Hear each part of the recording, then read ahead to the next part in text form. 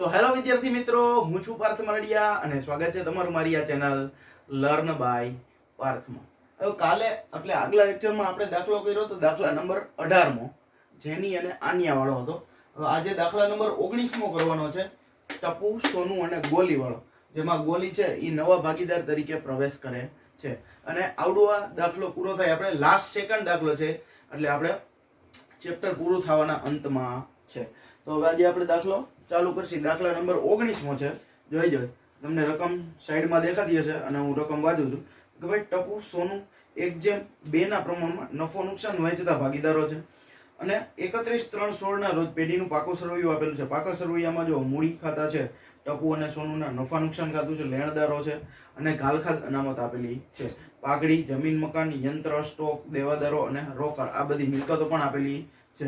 હવે જોવો જી પછી શું કીધું છે તો કે ભાઈ ઉપરની તારીખે તેઓ ગોલીને નવા ભાગીદાર તરીકે પ્રવેશ કરે છે અને પ્રવેશની શરતો નીચે મુજબ છે.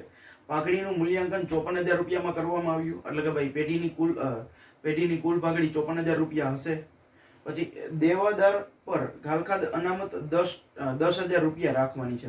હવે જો દેવાદાર છે એના ઉપર આપણે 2 નંબરનો હવાલો ટીક થશે અને ગાલખાદ અનામત પણ મૂડી દેવા બાજુ આપેલી છે, એમાં પણ 2 નંબરનો હવાલો ટીક થશે. પછી જમીન મકાનની કિંમતમાં 10% વધારો કરવાનો છે. ચાલો, જમીન મકાનમાં 3 નંબરનો હવાલો ટીક કરવાનો છે. પછી યંત્રની ચોપડે કિંમત તેમની બજાર કિંમત કરતા 25% વધુ છે. જો મોસ્ટ ઓફ વિદ્યાર્થીને અહીંયા જ ભૂલ થતી હોય. જો ભાઈ 25% હોય તો જો કેટલા છે, 1 લાખ રૂપિયા છે ને યંત્ર, તો એ 1 લાખના 25% ડાયરેક્ટ કરી નાખે. એવી રીતના હોય નહીં, ધારણા કરવી પડે. પછી એટલે યંત્ર ઉપર આપણે 4 નંબરનો હવાલો ટીક કરવાનો છે. પછી છે સ્ટોકની કિંમત 10% ઘટાડવાની છે. સ્ટોકની કિંમત શું કરવાનું છે, 10% ઘટાડવાની છે. સ્ટોક ઉપર 5 નંબરનો હવાલો. પછી ગોલી નવી પેઢીની ચોખ્ખી મિલકતના 50% રકમ મૂડી તરીકે લઈ આવશે. ચોખ્ખી મિલકત હમણાં આગળ દાખલામાં શીખવાડું. ચોખ્ખી મિલકત એટલે કોને કહેવાય ચોખ્ખી મિલકત. પછી ગોલી તેના ભાગની પાઘડી રકમ રોકડમાં લઈ આવશે. તેના ભાગની પાઘડીની રકમ રોકડમાં લઈ આવશે. એટલે જો મૂડી પણ આખી રોકડમાં લઈ આવશે અને પોતાની પાઘડી પણ શું લઈ આવશે, રોકડમાં લઈ આવશે. પછી ટપુ તેના નફાનો 1/3 ભાગ, જ્યારે સોનું તેના નફાના ભાગમાંથી 1/6 ભાગ ગોલીને આપશે. જો નફાના ભાગમાંથી અને નફાનો આ બે વસ્તુ અલગ અલગ છે. નફાના ભાગમાંથી એટલે એનો ડાયરેક્ટ ત્યાગ આપેલો છે કે ભાઈ સોનું છે ઈ શું કે ભાઈ સોનું છે ઈ ગોલીની તરફેણમાં આટલો ત્યાગ કરે છે. અને જો ટપુ તેના નફાનો 1/3 નફાનો એટલે જો એનું જૂનું પ્રમાણ કેટલું છે, જૂનું પ્રમાણ 1:2 છે તો એનું પ્રમાણ ટપુનું કેટલું થાય, 1/3 થાય ને. તો 1/3 નો પણ 1/3 ભાગ છે ઈ ગોલીની તરફેણમાં ત્યાગ કરે છે. એટલે ઈ હમણાં આપણે આવશે એટલે આપણે મસ્ત રીતે હું સમજાવી દઈશ. તમારે શું કરવાનું છે, જો રકમ પણ સાઈડમાં દેખાય છે, તમારે છેલ્લે લગી ખાલી મોબાઈલની સ્ક્રીનમાં જોડાયેલું રહેવાનું છે. સમજાણું? એટલે તમને ટોટલી વસ્તુ આવડી જશે. હું શીખવાય છે એવી રીતના, એટલે તમને કઈ ભૂલાશે નહીં. ચાલો, પછી આ રીતે જરૂરી ખાતા તૈયાર કરવાના છે અને પ્રવેશ બાદનું પાકું સરવૈયું તૈયાર કરવાનું છે અને ત્રણેય ભાગીદારના નફા નુકસાનનું નવું પ્રમાણ નક્કી કરવાનું છે. ઓકે, તો હવે જો આપણે ચાલુ ક્યાંથી કરી દર વખતે, તો ભાઈ મૂડી ખાતાથી ચાલુ કરી. તો ચાલો, તો હવે મૂડી ખાતા કેટલા છે જોજી, તો ભાઈ મૂડી ખાતા છે 2 લાખ અને 3 લાખ રૂપિયા ટપુ અને સોનું. બાકી આગળ લાવ્યા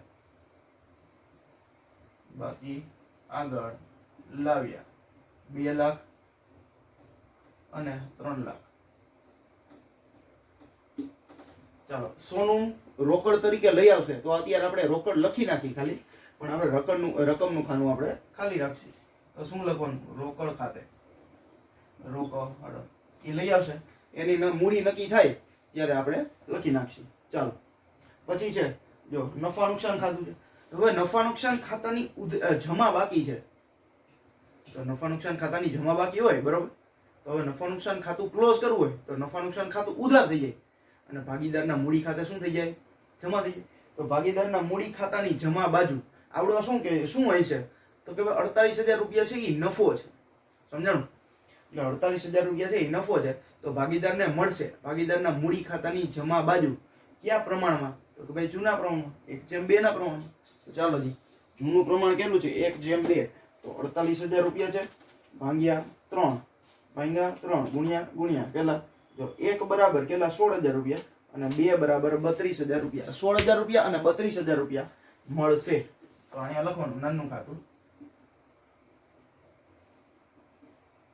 એ ટપુને 16,000 રૂપિયા મળશે અને સોનુને 32,000 રૂપિયા મળશે. ચાલો હવે જો પછી લેણદારો આપેલા છે. લેણદારમાં પણ કોઈ પણ જાતનો હવાલો છે નહીં. તો લેણદારો બેઠા બેઠા 50,000 રૂપિયાના લેણદારો મૂડી દેવા સાઈડ લખી નાખવાના. જો અહીંયા મૂડીની 4-5 લાઈન છોડવાની, પછી લખવાનું લેણદારો 50,000. ઓકે. પછી ઘારખાત અનામત, એમાં તો દેવાદારનો હવાલો છે એ આપણે ઓકે. ચાલો દેવાદાર કેટલા છે? ચાલો હારે કરી જ નાખી. દેવાદાર છે 80,000 રૂપિયાના દેવાદાર આપણને આપેલા છે. તો ભાઈ દેવાદાર લખવાના 80,000 દેવાદાર 80,000. હવે જો એમાં કેટલા નંબરનો હવાલો લાગુ પડશે? તો કે ભાઈ 2 નંબરનો. શું કીધું છે કે ભાઈ દેવાદાર પર ઘાલખાદ અનામત 10,000 રૂપિયા રાખવી.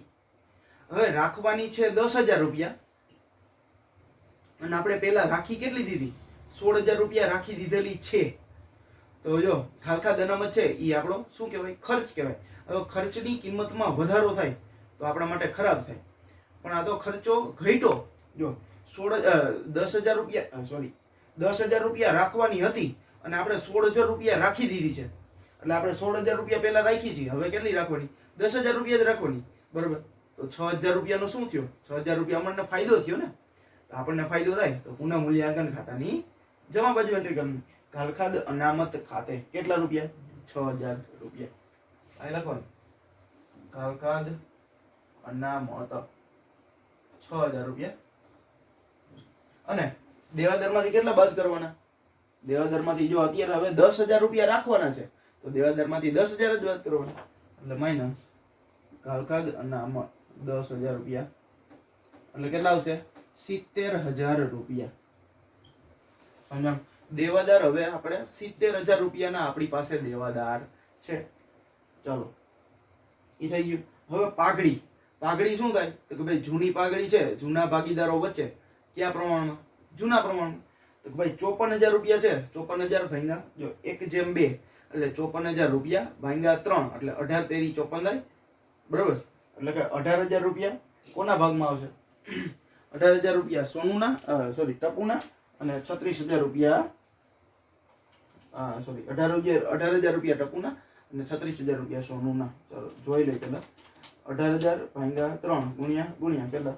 1 બરાબર એટલે કે ભાઈ ટપુના 18,000 રૂપિયા અને સોનુના 36,000 રૂપિયા. તો ચાલો પાઘડી છે, પાઘડીની એવી બાકી હોય, આપણી મિલકતની ઉધાર બાકી હોય, ખાતું બંધ કરી તો પાઘડી જમા થઈ જાય અને ભાગીદારના મૂડી ખાતે ઉધાર થઈ જાય. સમજાણું? અહીં લખવાનું પાઘડી ખાતે. પાઘડી કેટલી લખવાની? ટપુને 18,000 રૂપિયા મળશે અને સોનુને 36,000 રૂપિયા મળશે. ચાલો પછી છે જમીન મકાન. હવે જમીન મકાનમાં આપણને હવાલો આપેલો છે 3 નંબરનો હવાલો કે ભાઈ જમીન મકાનની કિંમતમાં 10% વધારો કરવાનો છે. હવે મિલકતની કિંમત વધે તો આપણા માટે સારું થાય અને સારું થાય તો પુનઃ મૂલ્યાંકન ખાતાની જમા બાજુ અસર આવે. જમીન મકાન છે 3 લાખ રૂપિયા હતા. ચાલો જમીન હતા કેટલા? 3 લાખ રૂપિયા પ્લસ વધારો થયો 10%.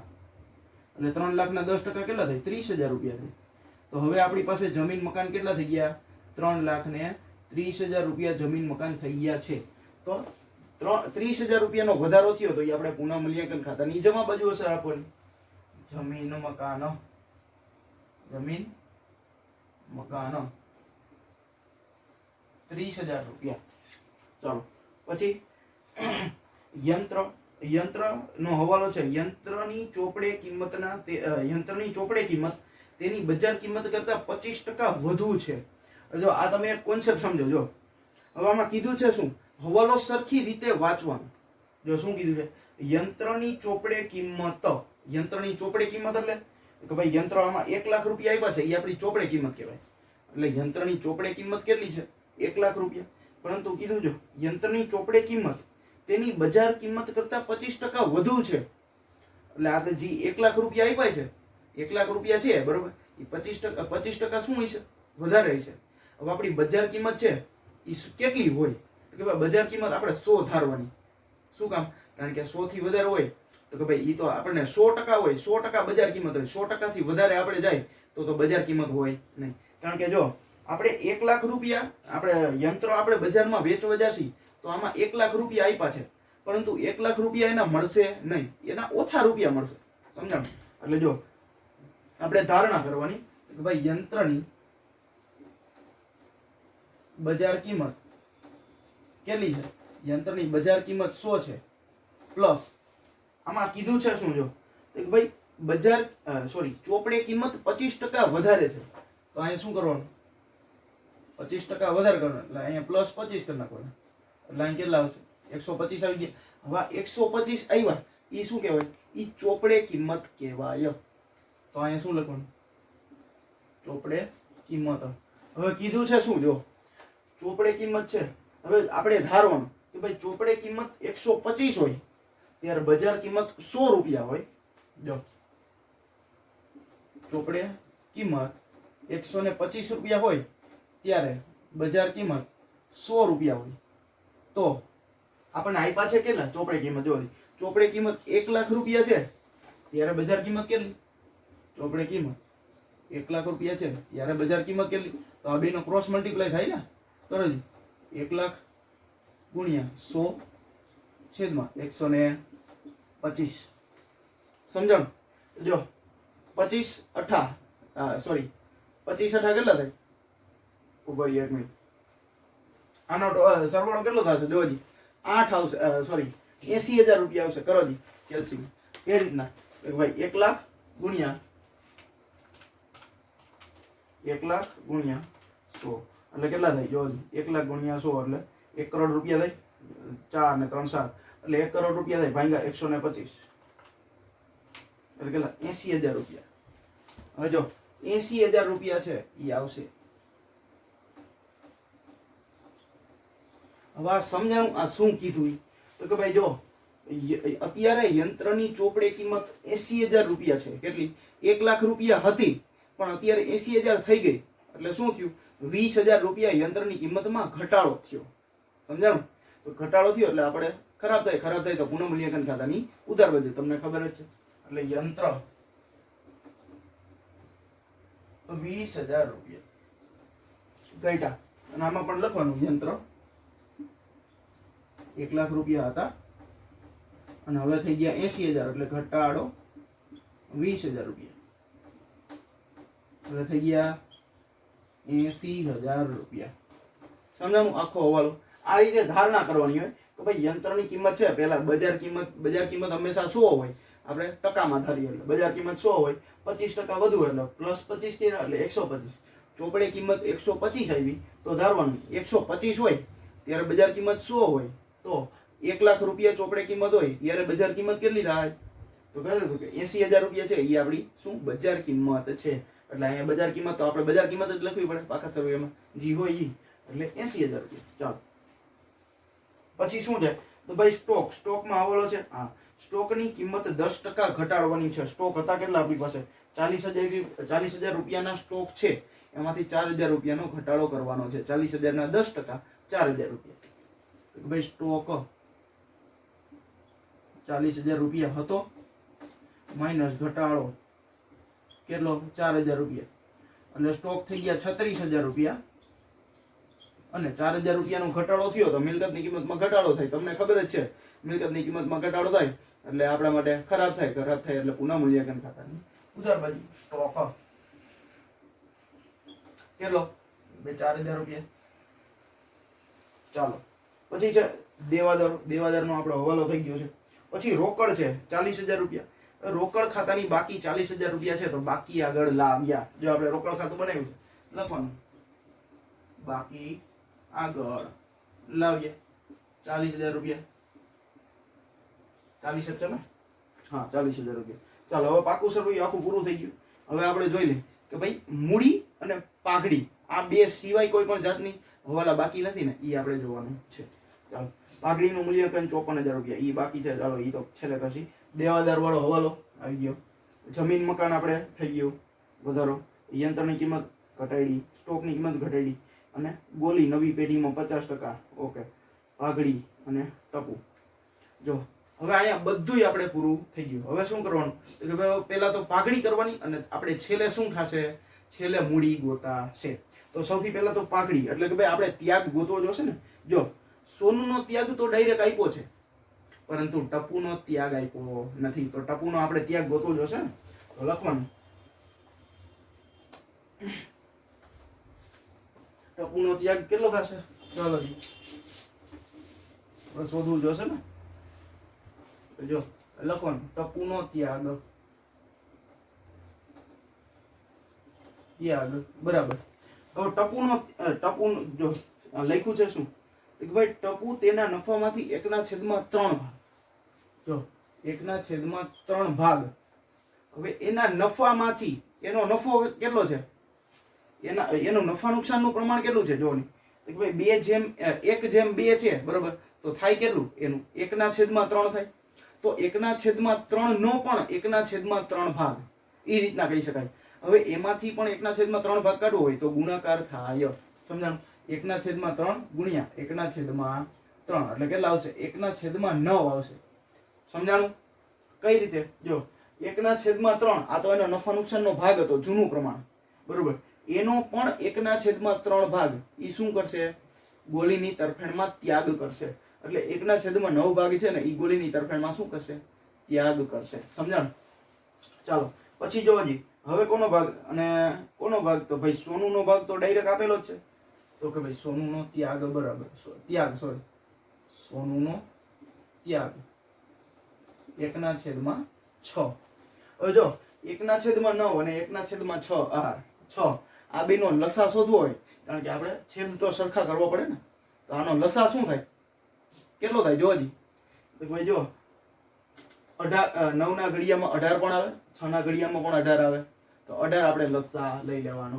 હવે આ બેને 18 વડે લસા 18 લેવો હોય તો કરવું શું પડે કે ભાઈ જો 9 ને છે ઉપર નીચે 2 વડે ગુણવા પડે, અને 6 ને છે એ 3 વડે ગુણવા પડે. તો અહીંયા જો ઉપર નીચે 2 વડે ગુણવું, 2 એટલે કે ભાઈ 2/3 અહીંયા 18 થશે, અને અહીંયા કેટલા આવશે 3/3 એટલે અહીંયા 3/18. જો એટલે ત્યાગનું પ્રમાણ મળી ગયું. જો ત્યાગનું પ્રમાણ કોનું, ભાઈ સોનું અને કોણ, ટપુ. કેટલું, 2/3. હવે જો સોનું અને ટપુ આ બેનો ત્યાગ છે એનો સરવાળો કરી એટલે નવો ભાગીદાર ગોલી છે એનો શું મળી જાય, ભાગ મળી જાય. સમજાણું. તો ચાલો, ગોલીનો ભાગ બરાબર, ગોલીનો ભાગ બરાબર શું, ટપુનો ત્યાગ પ્લસ કોનું, સોનુનો ત્યાગ. જો ટપુનો ત્યાગ છે કેટલો, જો આ 2/3 આ 2/3 એટલે કે ભાઈ 2/5 અને 3/5 લેવાનું નહીં. શું લેવાનું, જે રકમ આપ્યું હોય ને એ જ લેવાનું. શું, તો કે ભાઈ 2/18 પ્લસ કેટલા, 3/18. એટલે છેદ સરખા છે એટલે એક જ વાર આવશે. અને અહીંયા 2 + 3 એટલે 5/18. તો ચાલો હવે ગોલીનો ભાગ આપણને મળી ગયો કેટલો, 5/18. ઈ આપણને શું મળી ગયો, ગોલીનો નફામાં ભાગ મળી ગયો. સમજાણું. હવે જો હવે શું થશે તો કે ભાઈ આપણને ગોલીનો ભાગ તો મળી ગયો. તો હવે આમાં પાઘડીનું મૂલ્યાંકન કરવામાં આવ્યું. પાઘડી કેટલી છે જોઈ, પાઘડી 54,000 રૂપિયામાં આવી. તો ગોલી તેના ભાગની પાઘડી લઈ આવશે કેટલી ધંધામાં, એ તો આપણે શોધવું પડે ને. તો શું કરશી કે ગોલીના ભાગની પાઘડી હવે આપણે શોધશી. તો ગોલીના ભાગની પાઘડી કેટલી છે, ઉભા રહ્યો અહીંયા પેલા લખ નાખી, 2/18 3/18 નાજી કોણ 5/18 અને 2/2/3. આ હવે આપણે ભૂસવું જોઈએ, ઇરેઝ કરતા.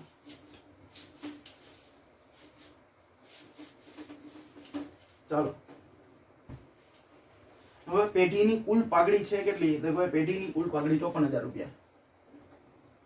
પેલા હવાલામાં જ કીધું છે કે પેઢીની કુલ પાઘડી બરાબર 54,000 રૂપિયા. તો ગોલીની પાઘડી બરાબર 54,000 રૂપિયા ગુણ્યા ગોલીનો ભાગ હમણાં આપણે શોધ્યો કેટલો? 5/18. તો 18 તેરી 54 થાય એટલે કેટલા થાય? 5 તેરી ને 15 એટલે કે 15,000 રૂપિયા. હવે 15,000 રૂપિયા છે એ શું થશે? તો ભાઈ 15,000 રૂપિયા છે એ ધંધામાં આવશે રોકડા નવી પાઘડીના. શું ગોલી છે એ પાઘડી 15,000 રૂપિયા છે એ ધંધામાં લઈ આવશે. સમજાણું? તો ધંધામાં રોકડા આવે તો ઉધાર, રોકડ ખાતાની ઉધાર બાજુ લખવાનું શું? પાઘડીના પ્રીમિયમ ખાતે.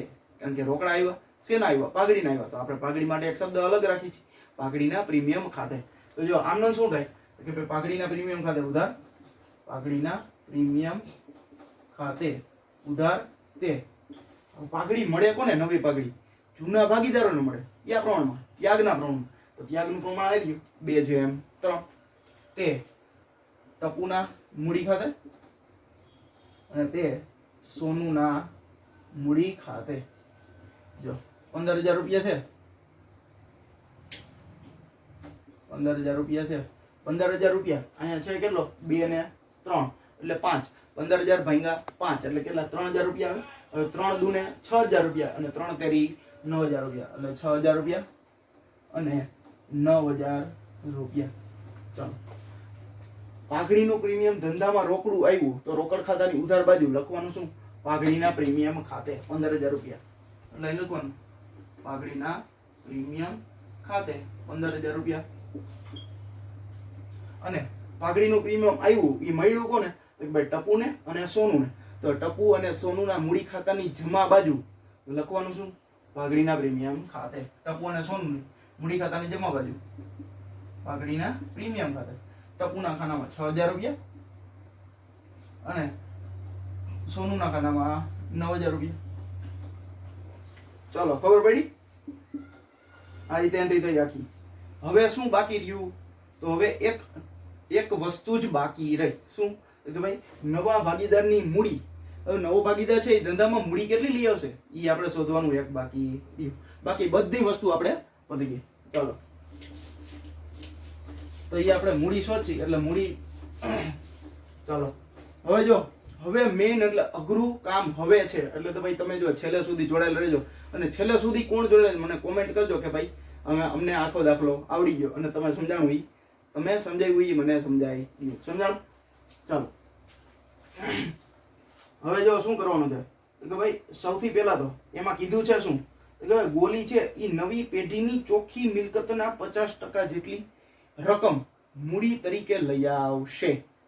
હવે જો ચોખ્ખી મિલકત સમજા, ચોખ્ખી મિલકત કોને કહેવાય? ચોખ્ખી મિલકતનું એક સૂત્ર છે. જો ચોખ્ખી મિલકત બરાબર, ચોખ્ખી મિલકત બરાબર કુલ મિલકત માઈનસ કુલ દેવા. હવે જો કુલ મિલકત માઈનસ કુલ દેવા. કુલ મિલકત કેટલી છે? પણ આમાં હજી જો આપણને રોકડ ખાતું મળ્યું નથી. રોકડ ખાતું મળ્યું નથી એટલે આ થશે નહીં.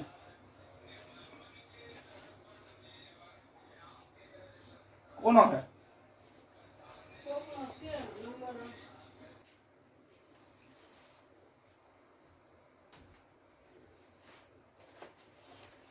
તો જો કુલ મિલકત માઈનસ કુલ દેવા. ચોખ્ખી મિલકત બરાબર કુલ મિલકત માઈનસ કુલ દેવા. જો મેં હમણાં તમને કીધું એમ જ શું કે ભાઈ જો અહીંયા તો સૌથી પહેલા તો આપણે કુલ મિલકત આ બધી હોય અને કુલ દેવા આ બધા હોય. સમજાણું? હવે જો આપણને રોકડ ખાતું હજી અહીંયા મળ્યું નથી એટલે શું કરવાનું?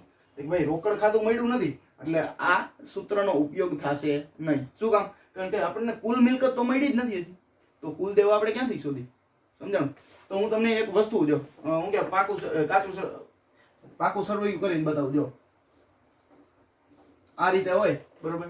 હવે આપણે અહીંયા શું લખ્યું? આપણે પહેલા મૂડી લખી L, P અને C ત્રણ ભાગીદાર છે એની મૂડી કેટલી છે? 100 રૂપિયા 100 રૂપિયા અને 100 રૂપિયા, એટલે અહીંયા 300 રૂપિયા આવે. પછી અહીંયા લેણદાર એના પણ 100 રૂપિયા. પછી દેવયુંડી એના પણ 100 રૂપિયા. પછી મિલકત આપણે લખી, મિલકત કેટલી કે ભાઈ જમીન 100 રૂપિયા, દેવાદાર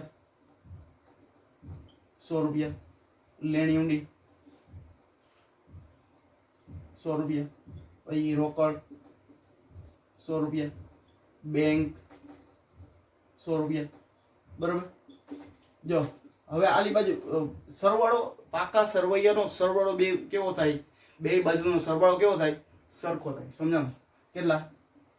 500 રૂપિયા, 500 રૂપિયા. જો હવે એક વસ્તુ સમજો, ચોખ્ખી મિલકત કહેવાય કોને? હું ઈ સમજાવું છું કે ચોખ્ખી મિલકત કહેવાય કોને. બધી મિલકત છે, કુલ મિલકત કેટલી છે? 500 રૂપિયા. તો અહીં લખનો ખાલી કુલ મિલકત એટલે કે 500 રૂપિયા માઇનસ કુલ દેવા. દેવા કોને કહેવાય? દેવામાં મૂડીનો સમાવેશ થાય નહીં. દેવામાં મૂડીનો સમાવેશ દેવામાં થાય નહીં, કારણ કે મૂડી છે એ આપણું દેવું થોડું છે, એ તો આપણી મિલકત છે ને પેઢીની. તો એ મૂડી છે એ આપણું દેવું છે નહીં. તો દેવું છે કોણ? તો મિલકત સિવાયની મૂડી સિવાયની જે પણ નીચે મૂડી દેવા નીચે જે મિલકત ઓલી હોય દેવા, એને શું કહેવાય? દેવું કહેવાય. તો ભાઈ આમાંથી દેવું છે અત્યારે કેટલું? તો ભાઈ લેણદાર અને દેવીઉંડી આ બે 100 રૂપિયા છે, એટલે કેટલા? 200 રૂપિયા છે. તો ભાઈ 200 રૂપિયા માઇનસ કર્યા એટલે વધ્યા કેટલા? 300 રૂપિયા. સમજાણું? તો 300 રૂપિયા છે શું આપણે જો તો ભાઈ 300 રૂપિયા તો આપણી મૂડી છે. બરોબર. તો આપણે એમ કહી શકીએ કે ભાઈ ચોખ્ખી મિલકત બરાબર કુલ મૂડી. સમજાણું? ચોખ્ખી મિલકત બરાબર કુલ મૂડી, એવી રીતના આપણે કહી શકીએ. એટલે અહીં લખવાનું ચોખ્ખી મિલકત બરાબર કુલ મૂડી. હવે જો આ બે ભાગીદાર ટી અને ભાગીદાર એસ છે, એ બેની આખરની કુલ મૂડી આપણને મળી જાય.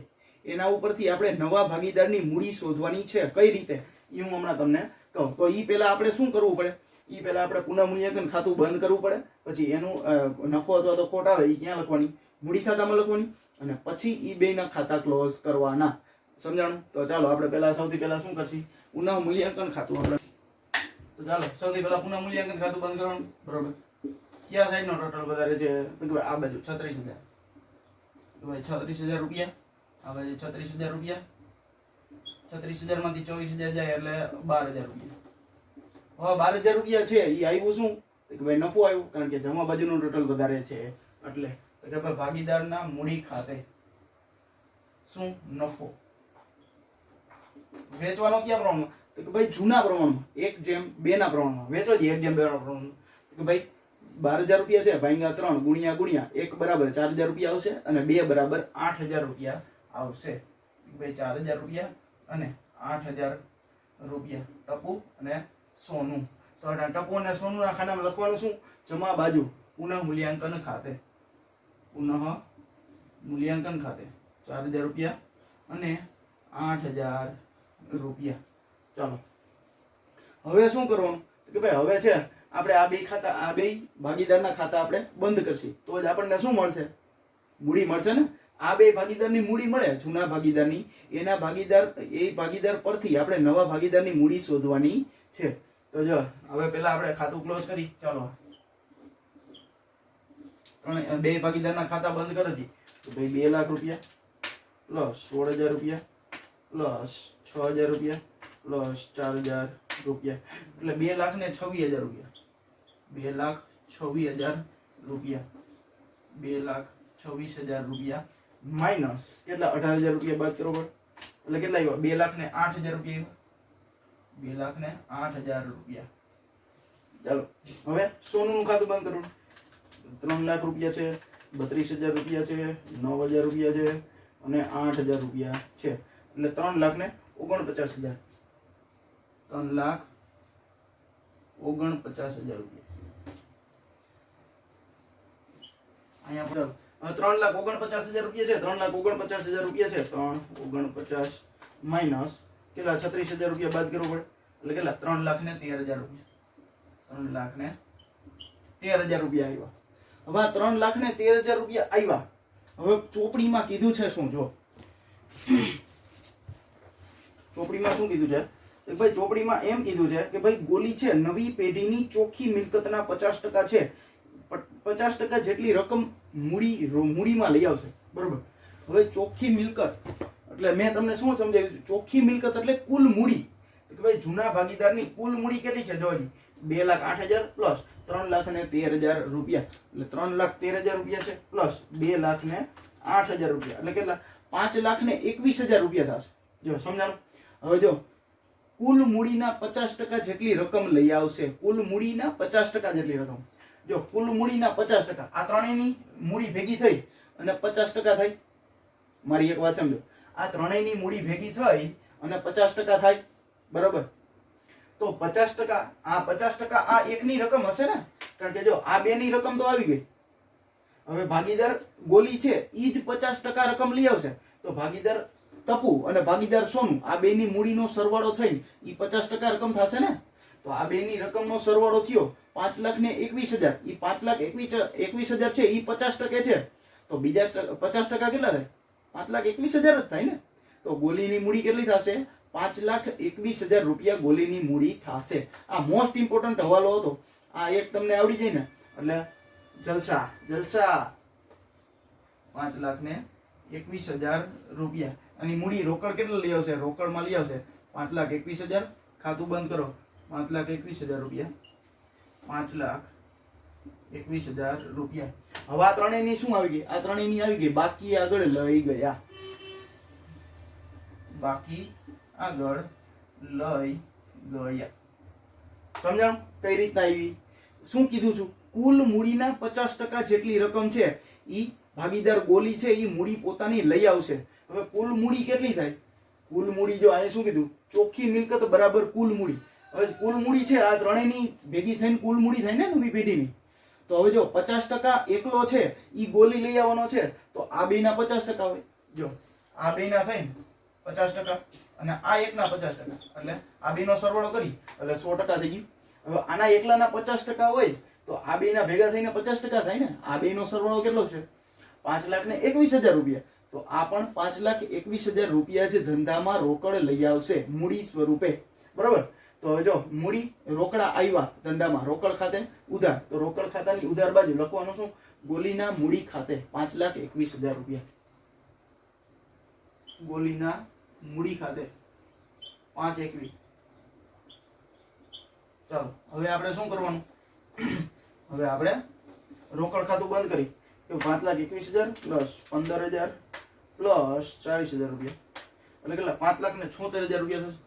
5,76, અહીંયા પણ 5,76, અહીંયા પણ 5,76, બાકી આગળ લઈ ગયા. ચાલો રોકડ ખાતાની બાકી કેટલી આવી, રોકડ ખાતું અહીંયા રોકડ 5,76,000 રૂપિયા. ચાલો મૂડી કોની કોની, ટપુની, સોનુની અને ગોલીની કેટલી છે જોજી, ભાઈ 2,08,000 રૂપિયા, પછી 3,13,000 રૂપિયા અને 5,21,000 રૂપિયા. ચાલો 5,21,000 રૂપિયા, ત્રણેયનો સરવાળો કરો જી, 5,21 પ્લસ 3,13 પ્લસ 2,08,000 રૂપિયા, એટલે 10,42,000 રૂપિયા, 10,42,000 રૂપિયા. હવે જોજી બે બાજુનો ટોટલ આવી જાય તો આપણો દાખલો સાચો. પ્લસ 50,000 રૂપિયા એટલે કેટલા આવશે, 10,92,000 રૂપિયા. હવે આ બાજુનો ટોટલ કરી જોઈએ આવી જાય શકે કેમ, 70,000 રૂપિયા, 3,30,000 રૂપિયા પ્લસ 80,000 રૂપિયા, 36,000 રૂપિયા અને 5,76.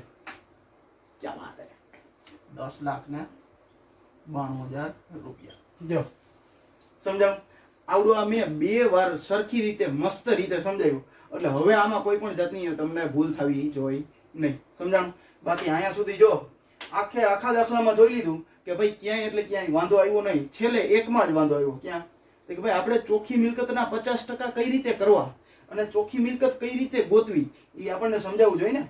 તો જો અહીંયા સૌથી પહેલા તો બધી મિલકત છે એ મિલકત લખ નાખી, 500 રૂપિયા મિલકત છે, એમાંથી દેવા ક્યાં ગણાય, મૂડી હોય એ દેવા ગણાય નહીં. મૂડી હોય દેવા ન ગણાય, મૂડી સિવાયના જેટલા હોય ને જેટલી રકમ એ બધી કેમાં ગણાય? દેવામાં ગણાય. સમજાણું? એટલે દેવા 200 રૂપિયા. એટલે અહીંયા જો કોઈ ચોખ્ખી મિલકત કેટલી આવી? ચોખ્ખી મિલકત આપણી જે મૂડી હતી એ ચોખ્ખી મિલકત આવી ગઈ કેટલા? 300 રૂપિયા. અને ચોખ્ખી મિલકત બરાબર કુલ મૂડી. સમજાણું? હવે કુલ મૂડી આપણી ગોતી હોય તો શું કરવાનું? ત્રણેય ભાગીદારનો સરવાળો કરવાનો, ત્રણેય ભાગીદારની મૂડીનો સરવાળો કરવાનો. પછી કીધું તું શું તો કે ભાઈ 50% એકલો છે ઈ ગોલી લઈ આવશે. એટલે 50% આ બેના 50% હોય અને આના એકલાના 50%. તો આ બેનો સરવાળો કરી એટલે એના 50% થાય. આ બેનો સરવાળો થાય એટલી જ મૂડી કોણ લઈ આવશે? ગોલી લઈ આવશે. સમજાણું? એટલે ગોલીના 5,21,000 રૂપિયા આવ્યા, એ આપણે રોકડમાં લખ્યા. પછી રોકડા પણ ધંધામાં આવ્યા 5,21,000, એ આપણે રોકડ ખાતાની ઉધાર બાજુ લખ્યા.